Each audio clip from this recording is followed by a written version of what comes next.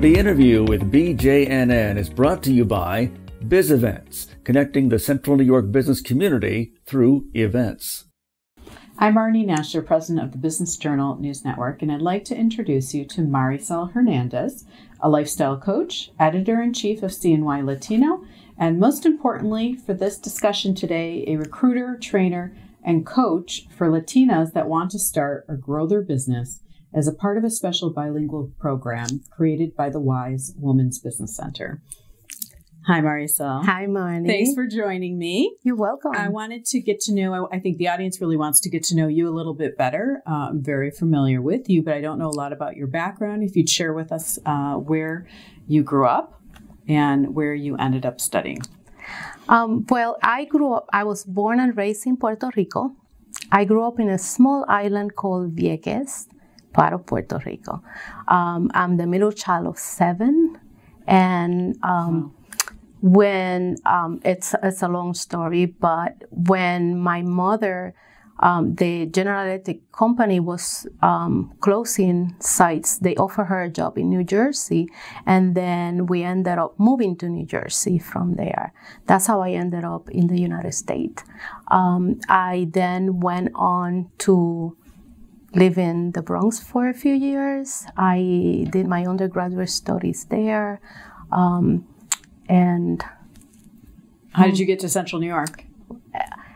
My mother moved to Central New York, okay. And following family, I ended up coming to Central New York. I worked as a home visitor in New York City for the Head Start program, and when they did all those cuts in 1996, I lost my job. I was unemployed, looking for jobs, and my mother was already in Cayuga County, living there with my sisters, her kids, and my aunts, my mother's sisters. And I came to visit on Thanksgiving. I liked it. It was really nice, way different than New York City. Yeah. And because I was looking for a job, I thought, okay, let me apply for some jobs here. Quickly got a job working at Cayuga Seneca Community Action Agency. Getting that job meant working with homeless teenagers, high school dropouts, helping them get back to school, and teaching the young girls how to be parents, that kind of stuff. So your background was in social work? It was in social work. Wow. I wanted to be a social work. Because of all those moves from Puerto Rico to here, I ended up not finishing school. When I was working at Cayuga Community Agency, they offered me an opportunity to take empowering skills for family workers and giving me some college credits in partnership with Empire State College in the satellite in Auburn. Yeah. So not only did they help me pay for part of my tuition, and that helped me finish my bachelor's degree. I then did human and community service as a major with a concentration on child and family studies. I wanted to be a social worker, so that's what I wanted to do. So that's interesting, because as you know, we talk and we move about this program that you are doing with WISE. So a lot of us are familiar with the WISE Symposium, but we are unfamiliar with the WISE Latina, is what it's called, right? Yes. Explain why that was started. Why did you start that? Well, I started WISE Latina. I ended up being part of the WISE Symposium as an attendee. I took vacation time of my full-time job to help Hugo with the CNY Latino newspaper as a vendor. And me going there and seeing not many Latinas around, learning so much, getting so inspired by the main speakers and networking and doing all that stuff. Every time I took vacation time from my full-time job to help Hugo with any business stuff, I got excited, not only about working with Hugo and being that we were partners in life, also kind of doing things on my own without having to ask for time off, and kind of helping people. Hugo and I had a conversation, how can we get more Latinas here? So helping promote it. The next year, we promoted it. Not a lot of women came. And then we decided to offer an opportunity to the people that organized it to do a little bit of a small gathering of Latinas. Can we do a session for Latinas? And talking with Lindsay, who was the organizer back then. Lindsay Wickham, yes. Yes. I remember her, yeah. So she said, sure, why not? What do you want to do? And then when I talk about it, what is the best thing that happens when we get together? We get together with food. We get together around a kitchen table kind of style and have great conversations and learn from each other. Why don't we kind of duplicate that kind of feeling that we get with our families inside the White Symposium, doing something for just Latinas? So, and Lindsay gave us the okay. She gave us the leeway to do anything we wanted. So Hugo and I went on to work. I had no idea how difficult that was going to be, but I ended up not only getting speakers for a panel discussion, figuring out how to outreach to the Latinas, inviting them to come, finding sponsors so that those who could not pay could come with a scholarship. And what was the goal, though, of doing that? To get them engaged in the business community, or to find work, or to become entrepreneurs? The goal was to empower Latinas to continue growing in their entrepreneur journey by leveraging the resources and connections that the Wise Woman Center had. I learned by attending many other workshops throughout the year for the Wise Woman Business Center that they not only did the symposium, but they work with people all year round. Right, and not everybody is familiar with that. Yes. Correct. So helping the Latinas and getting them connected to be part of that was really an opportunity for us. So talk to me about this program, this bilingual program that WISE started, the Éxito. Did I say it correctly? You did. Éxito. Éxito. Okay. Éxito, which means success. That was what I was going to ask you. And so what is that exactly? What is the program? Well, in the transition and meeting Joanne Lynn Weaver, who is the director of the Wise Woman Business Center, we kept getting feedback every year after Wise Latina, which, by the way, this April will be 10 years that we've been doing Wise Latina. We started having a conversation. Joanne, she's like, what can we do to bring Latinas throughout the year? Many of them said, I come here, it's only one day. We get so inspired. We get among Latinas during lunchtime, and then we get to network and meet all of the other women from different business backgrounds and get resources. But then what? I need more help. So in that conversation with Joanne ended up finding funding in one of those small business association trainings and meetings that she went. She learned about a program called Dream Builder, which is an online class that helps women take classes online, and then they end up with a business plan. And it was originally created in Spanish, and they were doing a pilot project in English as soon as they translated it. Joanne learned about it, and she said, this will be great for the Wise Latina woman and any of the Latinas that want to come in and get help throughout the year. Eventually, she got funds. She got funding. She got funding to do this. But are they for women? Are they for Latinas that want to start a business or want to grow their business? Both. It's for both. It's for both. So they can be at any level? They could be at any level. Okay. Even just with an idea. Okay. It's a very simple program. They take classes online.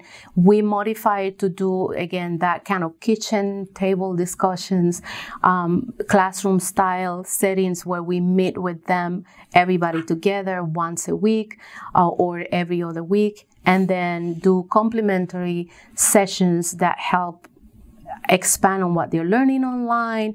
We do a mini survey, ask them what they need, what resources they're looking for, and then we do a targeted kind of programming where we bring guest speakers to talk about the issues and the resources that these ladies are saying they need. Right. A lot of it, if I can interrupt you, that I've learned in the business community is that there's so many resources out there. It's just not everybody is aware how to find it, where to even begin. So you're bringing all that to them through your meetings and through the training. Yes. Okay, that's huge. Yes, and the Wise Woman Business Center has connections with the Small Business Administration and a lot of other network that could bring resources to these ladies that I cannot provide. I'm just the bridge, and we have translated a lot of the information that we are teaching. It's both English and Spanish. The classes are taught in whatever language the ladies want and or feel more comfortable. Many times it's both. And it's been a great opportunity. 2015, Joanne got from the Women's Fund some funding to do that. The Onondaga County Economic Development also sponsor, and now it's Key Bank who is the next sponsor. We're doing Éxito 3, so I mean since 2015, and it's been amazing to see all these ladies come on board. How many women have gone through the program? Around 28 women have gone through the program. We have outreach to many more. We're looking to start in September, end of September, beginning of October, another group, and people could start at any of the 3 levels. We have also done classes to do a 1-year projection. Not only they end up with a business plan, but they do in Excel sheet a 1-year projection of their business so that they could really see, am I going to be successful or not? Right. How do I pay myself? And how can I then increase my prices or cut somewhere else so that I make more money? Some of them have applied for becoming minority certified. They've been in business before. They qualified to be certified. They didn't know how to go about it. So getting them connected with all those resources. And what kind of businesses are they starting or are they working on? There's a food industry. It's the biggest one that we have had. Childcare. Okay. Marketing and advertising. Okay. PR and promotion. Let's see what else. An architect. We have an architect who started her own firm. Nice. Draft design, a videographer, and I mean a lot of different industries. A lot of different it's industries. Running the gamut. Yes, and it's a lot of fun to get together with these ladies. Do you have any? Do you know if? How do you gauge whether it's being successful or not?